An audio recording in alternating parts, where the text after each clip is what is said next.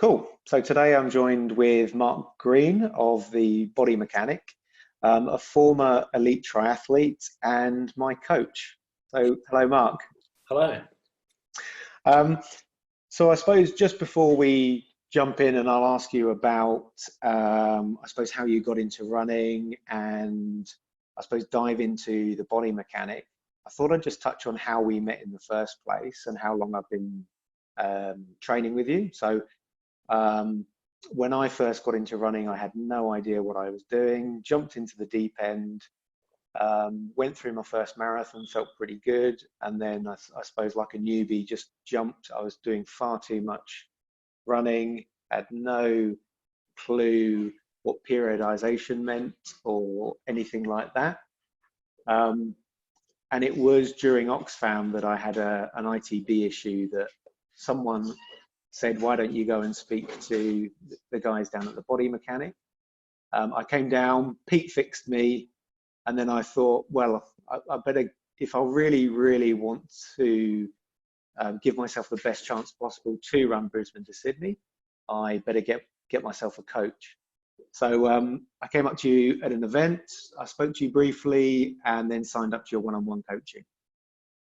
So that's, I suppose, our introduction. I don't know. I don't know. You were 100% honest on that day when we first met. In that case, were you? Because I don't remember the Brisbane Sydney conversation. Well, no. I had to. I probably would have turned around and looked the other way. And that's an interesting part actually, because I think when I first mentioned it initially, you said later on when we spoke about it, I thought it was something that you'd forget about. But then when I talked to you at the beginning of, I think it was the beginning of last year when I was serious, you said, okay, cool, come into the clinic and we'll have a conversation. Yep. So I suppose, can you just talk us through why, I suppose you've got a big focus on injury prevention, being a physio as well as a coach. So was there an element of I suppose that on your mind as well? Oh, absolutely. Yeah, I think, so I know and get on well with a lot of different running coaches. It's a very small community, obviously, trail running especially. And I think by far the most conservative. Yeah. And I think lots of the other coaches would probably say I'm way too conservative. But the way I coach is based on the fact that I've been a physio for 25 years now, and treated, I don't know, 30 or 40,000 broken runners. And so my main priority as a coach is not break people. Yeah. And so that usually means taking a conservative but sustainable and consistent approach to, like we did with you, slow you down. Yeah. Like put on the brakes a little bit in terms of you don't need to do a race every month. You can pick a couple of key ones a year and focus on them. And so I guess when you said Brisbane to Sydney, I didn't realise quite what it meant to you and how serious you were. Mm. So initially I thought we could probably just substitute that for some marathons and some 100K trail runs. But then, when I worked out you were going to do it with or without my help, I thought I should probably help. And then just try and again create that sustainable and consistent training approach to actually allow you to do it. Yeah, and you definitely have. I mean, I thank you so much. I would never, or I wouldn't be in the position I am now without your support. So I really, really appreciate it. That's good. It's a pleasure. It's been amazing how much you've improved in a short space of time. Yeah, well, the good thing is, well, I suppose when you've got a plan, you can actually just sit back, relax, and enjoy the running. And I don't actually have to think about, okay, what am I doing tomorrow? What am I doing next week? Am I actually doing the right thing? Which is, I was spending so much of my time doing my own research at the beginning and getting a million different opinions. Yeah, it's interesting. This may not be a good example, but I read an article or a book, and Bradley Wiggins said exactly the same thing. When that whole Sky team came together, like basically all of the thought, he just woke up and did whatever he was told instead of the thought and stuff into it. And then that's when their results skyrocketed. So yeah, I think quite nice to have someone you trust to, Hmm. like to make those decisions, or make them so they're not decisions. You just do it. Yeah. And I definitely think for the, oh, sorry, last question before we'll actually jump into part of the journey. But I think for me personally as well, um, I don't need any motivation to run. If anything, you need someone to discipline you and pull you back, as you said. Otherwise, Yeah. you get carried away, overexcited, and get injured, similar to what I did at the beginning. Yeah.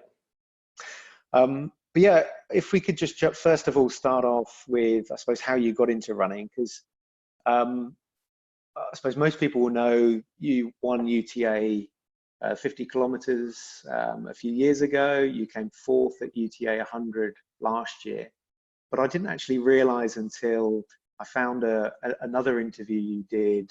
Not sure when it was, but you actually ran your first half at the age of 16, and then did your first 60K at the age of 16. Yeah. I'm trying to work out sometimes how and why this happened. Because now I've got kids that are older than I was when I started running half marathons, which Yeah. and I well, actually I'll go back to the beginning then. So we lived in Singapore for a bit when I was a kid. Mm. My dad was a keen runner.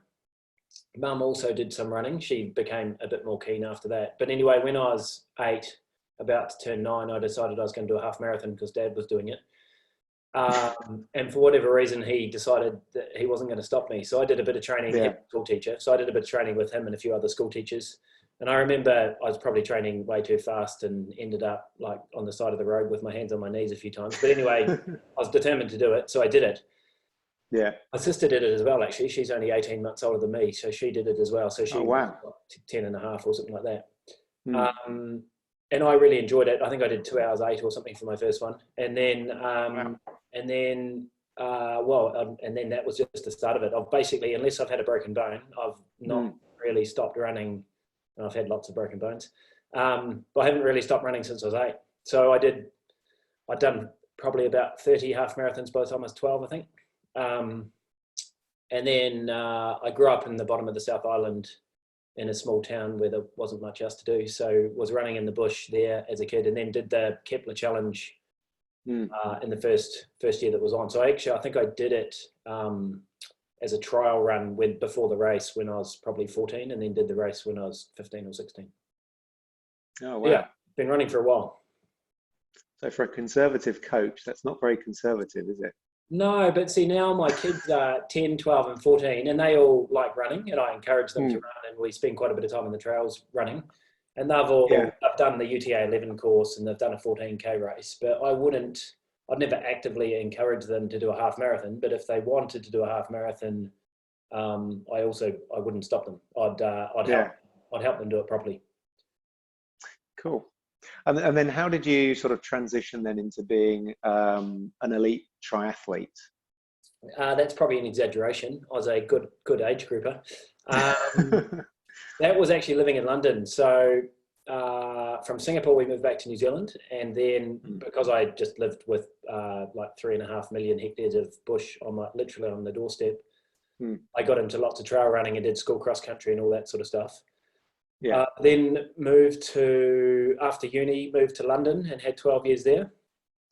And I think maybe just because the running environment wasn't quite so good there, for whatever reason, I sort of got into triathlon and did that for probably 5 of the years we were in London. And then Ironman seemed like it would be I always liked the sort of the long, slow stuff. So Ironman seemed like it would be a good thing to have a crack at.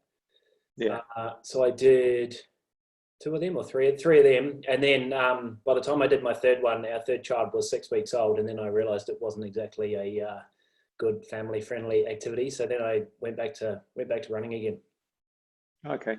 And where did the body mechanic fit into that picture? When did you set that up? So from London, once we'd had the 3 kids and we're getting a bit of grief from grandparents about not seeing them very often, we decided we needed to be back in the Southern Hemisphere. Yeah. And New Zealand seemed like a step too far after having been 12 years in London, just because it's a bit of a culture shock going back to something so quiet. So we thought Sydney would be a good place to stay for a couple of years. Yeah. And one of my old uni mates actually had started the Body Mechanic in Sydney. And so just with a few phone calls, we decided that Sydney would be a good place. So I came and joined him in the Body Mechanic business in 2011. And he's since gone back and moved back to New Zealand. So I've sort of taken it over. Yeah. And is he running the Body Mechanic over in New Zealand as well, or? Not called the Body Mechanic, but yeah, he's got a physio clinic down in Dunedin, which is actually where we went to uni. He was so we ran together at university. He's a 28-minute 10K runner, so he was had more talent and less work ethic than I had, according to me. And then so yeah, he's still he does a little bit of running. He's more of a cyclist nowadays. Okay. And the I suppose you've built up a really nice community at the Body Mechanic, and I suppose under the locker room banner, if that's the right way to say it. Yep. Where it just seems to be growing and growing. It's a really supportive community, and you seem to, what I've noticed is people that even are coached by other people and coaches themselves are part of the locker room, which seems quite unique. What's the thought behind the locker room, and where do you see that going moving forward? Yeah, it all sort of like gels together really nicely. So at the Body Mechanic, Blair initially set it up predominantly treating cyclists and doing bike fitting, so putting cyclists in a position on a bike which stops them from getting injured or minimises the injury chance. When I joined him in 2011, I'd spent a bit of time in London working with some what back in those days were called barefoot running coaches. So learning lots of what was then relatively radical thought process and running biomechanics. It's now what everyone sort of understands and teaches, but back in those days, this is sort of 2007 through to 2011. Yeah, it was sort of quite a change. It was before the Vibram Five Fingers came out. Was that sort of period? Okay. Was that before the Born to Run book came out as well? That, yeah. So I bought running, I guess, and running expertise and gait and like the running assessments and that sort of stuff to the Body Mechanic, and then we sort of created this. I guess just community through word of mouth, where because cyclists train together and runners train together, and they all would send their teammates and friends and stuff along, and so I guess we sort of established a bit of a reputation for being good at fixing runners and cyclists because that's what we did ourselves. And it was only actually about 3.5 years ago, I decided that I should start putting some of what I've learned over the last 20 years on paper. Yeah. And then it was actually talking to a running coach, interestingly enough, a mate of mine, Dave Byrne, who beats me in most races. Him and I were chatting on a run together up in the Blue Mountains, and just I was saying, oh look, I want to make, I don't know, 6 videos of some strength and like strength training videos just to help people. It's all the stuff that I was doing in the clinic all day, every day, and thought there'd be, I don't know, more reach and more benefit if we could do it, some of it on video. Yeah. And then, I don't know, between the two of us, with like a fair bit of input from him, we sort of came up with the idea that actually having it as a website with some physio related information would be good. And then from there, it sort of morphed into including training plans. Yeah. And then because of that, then there's people from the locker room will come to the Body Mechanic to have a running assessment or to have physio treatment. And then there's lots of our Body Mechanic clients who are training for a marathon or training for a trail run, and then they can use the locker room. And so it sort of all meshes together quite nicely. And then again, off the back of that, we decided that having some people representing the Body Mechanic, since we were helping them and getting some t-shirts, would help. Yep. And the one-on-one coaching started. So it's all sort of, it's just grown.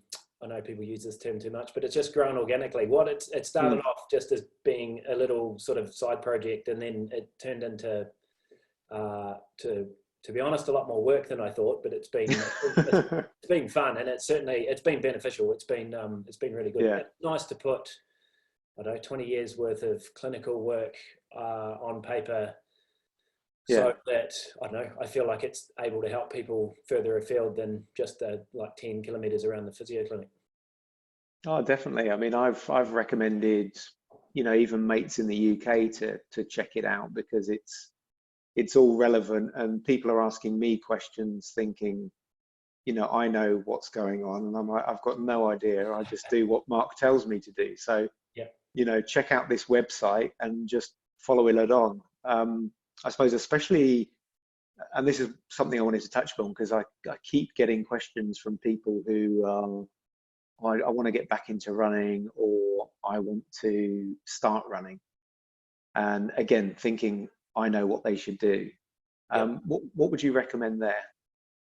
I guess it depends on what they've done in the past. Mm, The biggest issue with runners is obviously injuries. So the percentage of runners who get injured is horrendous. It's anywhere up to 70%, depending on what research you read and what statistics you believe. yeah, Almost all of them are caused. A big component is doing too much too soon. So there might be something else. guilty. Yeah, guilty. Yeah. There might be something else involved as well. So, an old broken ankle or a dodgy knee from rugby or something like that might make you move a bit differently.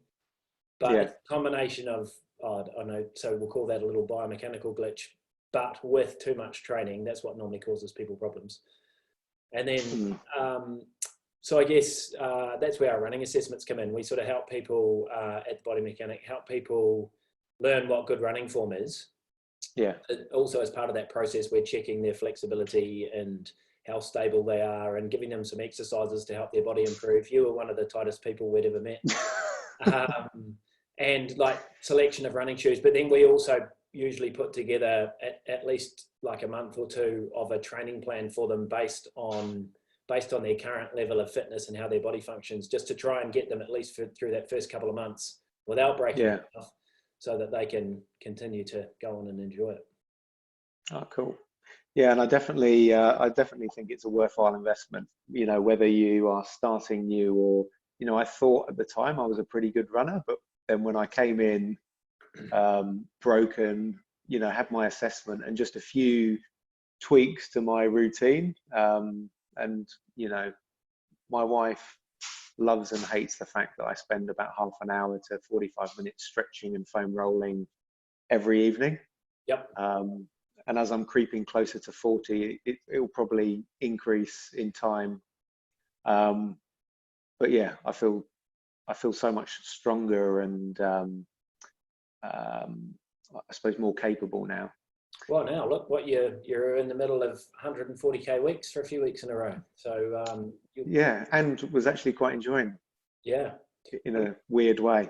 I wouldn't have wanted you doing that 2 years ago. Neither would I. Yeah. Um, Probably a good segue then into talking about mental fitness. Mhm. And being, I know you said before I was probably being too kind to you, but being an elite triathlete, and going through and, winning, I suppose, long distance events, whether it's a UTA or how well you do in things like 6 foot, all those other tough mountain races. How much time do you spend on the mental game, or is it more, I suppose, an output of your training? Do you just sort of get used to it? Um, yeah, it's sort of a hard one to. I think I don't even know if I know the answer to that question myself. I think because I've run since I've been so young, Mm, for me, like running is. It sounds like a cliche, but it's definitely part of who I am. yeah, And so it's very rare, like I said, unless I've got a broken bone or I had surgery, and I've had a few, there's not many days when I don't run. And it might be mm, 2K and it might be 20K and sometimes it's longer. yeah, So I think initially when I was racing, I just had this mentality that I wanted to finish in the top place I possibly could. And I was willing to hammer myself in the process of achieving that. But yeah, whether I ever went through, I don't ever recall going through like a step-by-step mental process where I don't know, try and pre-prepare for mm, a race. I've had a few mates, again, running coaching mates, who have been taught to do that and do it, and I think with good success. And I think Yeah. more recently, I think it's probably subconsciously snuck into my racing a bit more. I remember the last time I did the 100, Yeah. because it was that's the third time I'd done it. So I know the course, and I live in the Blue Mountains, so I know the course pretty well. And I Yeah. remember for about 4 weeks, every time I was running, my mind would drift to the worst part of the 100 course. Yeah. And I'd just be imagining getting to the worst part and know I was going to be feeling like crap, and just running through in the mind. So part of it's going up the Megalong out of just when you get back from coming down that farm track, and there's that big hill when you probably don't want a big hill. Yeah. And I think I built it up and then Nelly's is another one. I think I managed to build it up in my mind enough over the sort of 3 or 4 weeks before it, that when I got there on race day, it didn't feel anywhere near as bad as I thought it was going to. Okay, that's interesting. And so, yeah, I actually found that, I think that's the first time I've ever probably like consciously remembered going through that process. And I do think it was beneficial. But actually, if you were to talk to my wife often tells me she knows when I've got a big race coming up, because I apparently stopped talking for about a month before. So you yeah, just start going through your mental visualization and preparation. I think so. And it's just, I don't know, it's just always there gnawing at the back of your mind that you're going to have this painful experience in a few weeks' time, and how you're going to get yourself through it.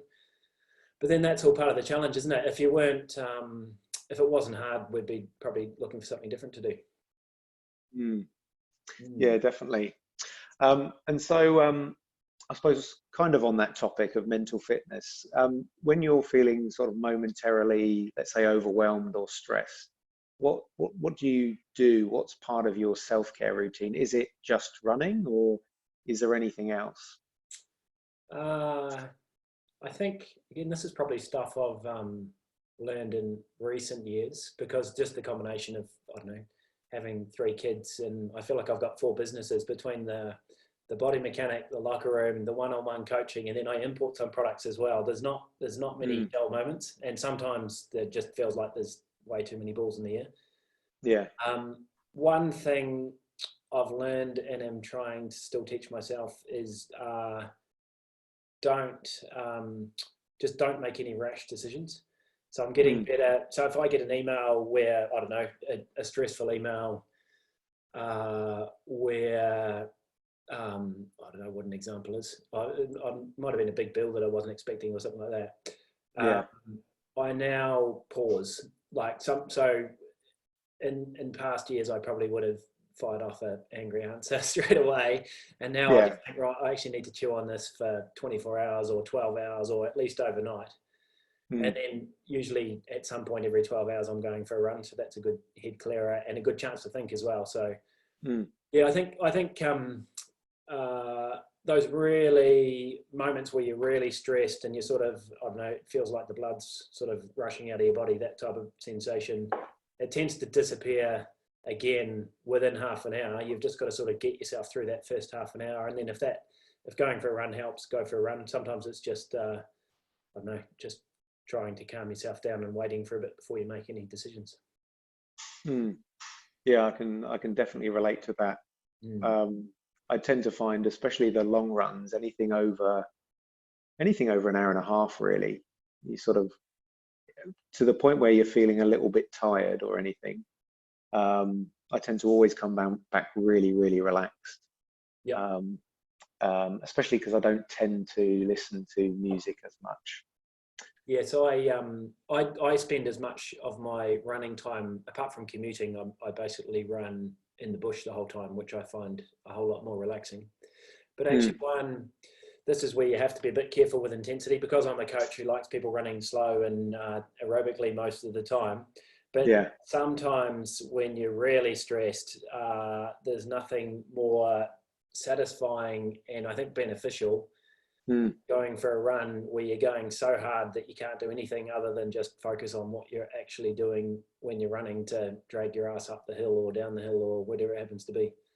But then you've just got to pick and choose how many of those you do and when you do them, so you don't break yourself. Because then the anguish is tenfold if you then can't run for the next 6 weeks because your knee hurts too much.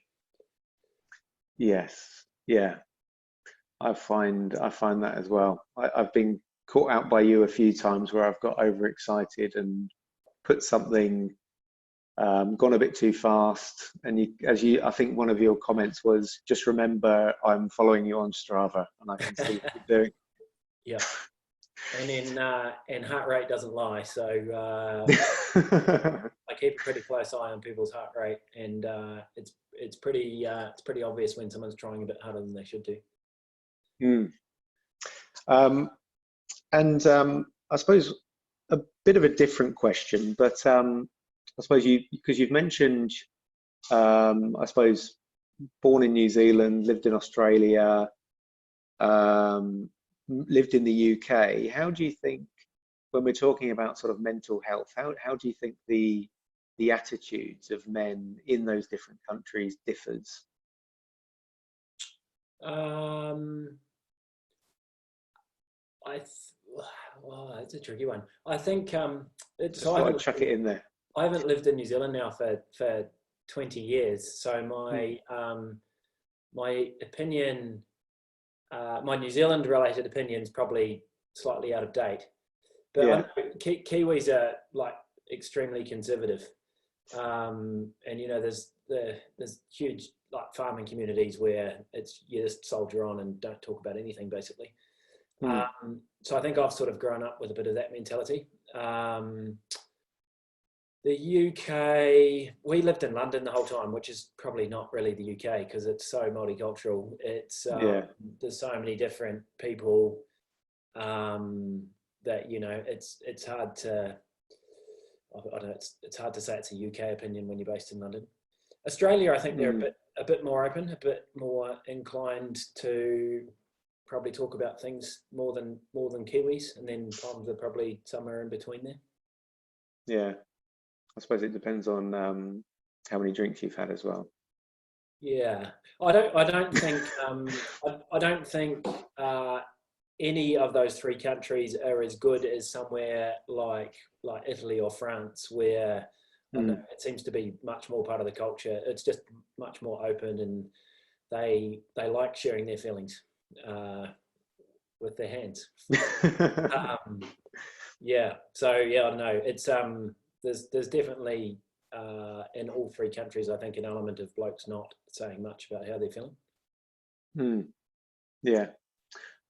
Just going back, because I forgot to ask a question around, I suppose, and you may have kind of answered it before, when you're doing these big races, and let's say UTA, just I suppose managing the pain. Someone's asked me before, how has your relationship with pain changed over time? And I found that a bit easier to answer because, I wasn't a runner and then I was. Again, is that something that sort of developed as you were training and it's just sort of edging it forward over time? Because, when I first made the leap from, let's say, UTA 50 to 100, that was completely unfathomable, and it sort of, even doing the 50 for the first time, chewed me up and spat me out. But then to do the 100 in the time that you do it, which is sort of around 9 hours, yeah, I can't understand it. And I suppose your heart rate must be up ridiculously high, and the level of pain throughout the whole race, because it's not a case of sort of trotting. You are literally racing from start to finish. So how do you go about managing that pain? It's I think it's fear of the alternative is what drives me. So not wanting to give away places that I don't have to give away. So in a race like the UTA, I'm sort of, you can't control your place because it depends on who else turns up and what form they're on in the day. So one of my UTAs, I think I finished, 7th in 9 hours 24, which I think would have won it quite a few years. Then I was in 7th place because 6 other fast blokes turned up. So you can't get too focused in an ultra on, or actually in any race, probably on your place, because you can't control what other people do. But part of my racing mentality is definitely not giving away places that I don't have to give away. So if someone passed me and I thought I was going slower than I was capable of, I'd spend the next year beating myself up for why I did it. So that's a quote I often use for people as well. Would you rather put up with pain or discomfort? Because, you know, we call it pain, but everyone's definition of pain is something different. So it's certainly outside your comfort zone. So but would you rather spend the next 2 hours or 3 hours or 6 hours or however long you've got of the race left, hurting yourself to get to the finish line in the best possible time that you can do on the day, and like finish it knowing that you couldn't have gone any faster? To me, I'd rather put up with that than spend the next 6 months thinking, shit, I could have taken 15 minutes off and I would have finished whatever 2 places higher, or would have had a better time. Or so that's definitely a driving factor. And then if you maintaining that pace requires, in a long run, requires quite a lot of concentration. And so it's quite common for people's mind to drift to, I don't know, the fish and chip shop, or the coffee, or the beer that they're going to have, or the bed that they're going to sleep in. Once those thoughts start creeping in, it's pretty easy for the pace to accidentally drift off. It's not intentional, but you can sort of be running along and sort of drift back into more of a comfort zone. And so the more racing you do and the more experience you have, the more you get good at focusing on needing to keep moving as fast as you can for as long as you can. And so then I know you get better at recognizing when you're probably not pushing it to the limit. But you know, we're also meant to have this, it's been skewed with modern life, but according to evolutionary science and the history of how humans developed to be good runners, we're meant to have this overriding mechanism in our brain that tells us how much energy we've got left. We know how far we've got to go because we know it's a 100K race. And you're meant to have the self-governing mechanism where that dictates the pace that you run at. Yeah. But for some reason, it's gone pear-shaped, especially in blokes, because they usually start too fast and then they usually overestimate their ability, start too fast and then blow up. But so that, I don't know, but I think because I've been running at 8, I feel like I've got a pretty good handle of what my body is going to be able to put up with for the number of hours that I should have left. Yeah, I've heard, I don't know whether you've heard of David Goggins, but he talks a bit about the governor and I suppose people's potential, and we're only running at about 40%. I don't know where he got the number from and whether it's right or not, but I can definitely see that in sort of my own personal racing as well. You know, from what only 4 years ago I thought a marathon was completely out of the picture, and now you put that in as a training run for me. Yeah. The benchmark keeps changing, and then so I'm treating people who have been, they might have been injured for 4 or 5 years with whatever injury, and they'll say, oh, if only I could run 5K 4 times a week, I'll be happy forever.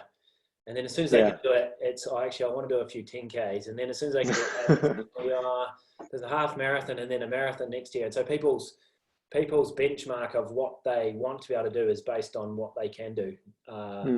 It's interesting. There's a huge psychology. Actually, there's huge psychology involved in my job. Just helping manage and control people's expectations with what their body can tolerate and all that sort of thing. Last quick question, because you made me think about something, and then I'll get into I just had 5 questions at the end that were just a bit of fun. Because I just suddenly thought about when you were talking about being competitive and in those races, do you race harder when there's somebody you know well in that race as well? No, not necessarily. Okay. No, I just don't like being beaten. And I always get beat. It's a very rare occasion where I've had a handful of, well, not even a handful. I've had like 2 or 3 first places, and I used to be known as, actually one of the guys I used to race against came up to me one day. I hadn't seen him for 20 years, and he goes, "Oh, you're Mark Green. You're always there or thereabouts, aren't you?" And so it was never the top. It was pretty much never the top three. It was always sort of somewhere lurking in the top 10. But yeah, I don't think it matters. I like beating some of the guys that I train with, and sometimes they'll beat them and sometimes they'll beat me, but that doesn't drive me any more than beating someone I've never met before. It's amazing how good natured everyone is after, like, especially after trail runs. You can finish the 100 and have this battle where you might have passed someone 15 times, but at the finish line, you'll be having a beer and giving each other a slap on the back and saying, "Oh, I remember when that happened." And you're trying 100% trying to beat him. But once you've finished, it doesn't matter. Yeah, it's fantastic. I think the community is so supporting and fun, and there is great banter out there. Yeah, it's good. So yeah, I just had 5 quick questions that I'm asking everybody. Number 1, what's your favorite race? Oh, I'd have to say the Kepler Challenge. So that was where I cut my teeth in. It wasn't even called ultra running back then. Mountain running it was. So that's the 60k run in the town where I grew up in Te Anau, right down the bottom of New Zealand. I've done it. I think I've done 14 of them now. Oh wow! And actually, I'll bore you with another very quick story. This is more psychology. Yeah. So I did that right through, from the age of 16, I did my first one, and then sort of did it through my university years before we moved to London. And I got my fastest time when I was 22. So that was 1995 or something like that. 1995 it was. And anyway, when we moved back to Sydney, I turned 40 soon after that and had somewhat of a midlife crisis. And then so part of my midlife crisis was thinking that I had to beat my time for whatever reason. And so I went back at 40 and I was 4 minutes off my fastest time. And then, and I went back again the following year at 41 and beat it by 4 minutes. And then, and literally I got on the plane coming back to Sydney, and then just my midlife crisis finished there and then. It was quite useful. I was satisfied that I'd beaten my 20-year-old self when I was 40. That's amazing. I think Vicky's hoping Brisbane to Sydney will be the end of my midlife as well. Good luck, Vicky. But I don't know. Perth. He told me Perth to Sydney is the next one. Do you listen to anything when you run? The birds. So nothing at all, no music, no podcasts, nothing? No. Actually, once I listened to a Scotty Hawker one when I was commuting back. He'd convinced me to listen to himself talking. It was a good one, actually. It was Dirt Church Radio. And he'd given the locker room kettlebell video a spruik for me because he's been doing it. But actually, so that was, I think, twice on my commute home from the train station on a trail, actually. But the rest of the time I just because most of it's on trails, so I like the quietness. I spend all my days either listening to 3 children or listening to physio patients tell me what's going on in their lives. So getting into the bush and hearing nature is good. I agree. How many pairs of running shoes do you own? Well, that's a bad question. Currently, probably 40. 40. Approximately. Where'd you keep them? Is that why you had to move to the Blue Mountains? Yeah, don't ask my wife. I'm lucky enough most of the time to get given pairs to try, so that I've got a good idea of what because I won't recommend anything to patients unless I've tried it and understand it.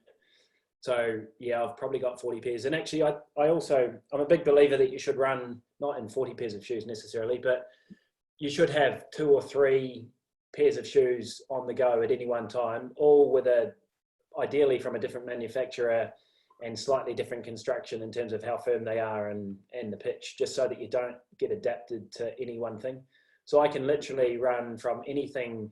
I don't like big chunky shoes, but I can run in a 10 mil pitch Nike Pegasus Trail. I use them for commuting quite a lot. They're pretty chunky for me, but I like them, and I can run the next day in barefoot shoes and the next day in a 4 mil pitch pair of shoes. And I, to be honest, I don't really care what I'm in. I'm pretty much just as comfortable in any of them. Cool. Who's been the biggest influence in your life so far? Ooh, in my running life? No, just you can pick. Jeepers, I don't know. I tricked you. You thought it was going to be a quick question. Yeah.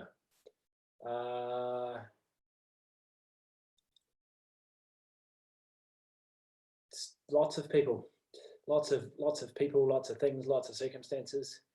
I don't know. Family have a huge influence on what I do, how much I like, well, on everything, I guess, how much I choose to do. So lots of what I do running wise, I now try and focus on making it as family friendly as I can. Yeah. Because I've been lucky enough to have many years of basically getting away with doing whatever races I wanted to, whenever I wanted to. Yeah. Apart from triathlon, when that became a bit much. Yeah, it's a hard one to answer, actually. Yeah, lots of people, but yeah, yeah, hard one. Cool. And lastly, what's your favorite quote? Ooh, so if we went back to that racing thing about hurting for 3 hours versus 6 months, another one that I used to do the coast to coast back in New Zealand in the 90s, which is like a 12-hour multi-sport race, kayaking and running and cycling. And I used to train really hard for that. That's probably the hardest race I've ever done. And we used to have a saying back then, me and a couple of mates I used to train with, was I'd rather die of thirst than drink from the cup of mediocrity. Oh, and then nice I think one. That's where that whole not wanting to slow down if you don't have to sort of mentality comes from, I think. I love it. Yeah. And lastly, where can people go to find out more about you, the body mechanic, and the locker room? So the body mechanic that's our physio clinic. We're actually now doing online appointments. So like typically a physio clinic's only really relevant for people within, I don't know, a few kilometers radius, or people that are willing to travel into the clinic to get the hands-on support. But actually we've had quite a few people now booking in for online appointments, and the initial appointments can be just as valuable as coming into the clinic. So someone with a sore knee for the first time, for example, just through a process of asking questions, finding out what they've done, you can do a few movement tests and watch them on a video like we're on now. And actually, the first physio session can be just as effective online as it can in the clinic. From then on, for the follow-up clinics, we're pretty hands-on at the body mechanics, so it's quite nice getting an elbow stuck into someone. You've had a few before. So, you know, getting in there and loosening up the tight bits and having a poke and prod. So from the body mechanics, just thebodymechanic.com.au. The locker room obviously has the ability to help anyone anywhere in the world, because it's online physio and training information. Yeah. That is currently TBM, short for the body mechanic, tbmlockerroom.com. And there's sort of links on both of them to the other one as well. Yeah, I'll put some links on. Awesome. And on that note, yeah, I just wanted to say again, thank you so much for all your support and coaching over the last 2.5 years. And yeah, hopefully I can get through the next 17 days in one piece and then on to Brisbane to Sydney. But yeah, thank you so much for your time. I don't know. Luca will let you hear the end of it if he gets through it and you don't. So he won't let me hear the end of it either. So yeah, we better make sure you get there. I'm sure you will. Be easy. I don't know about easy, but I will get there. Excellent. Thanks again, Mark. All right. Thanks, Mark. Take care.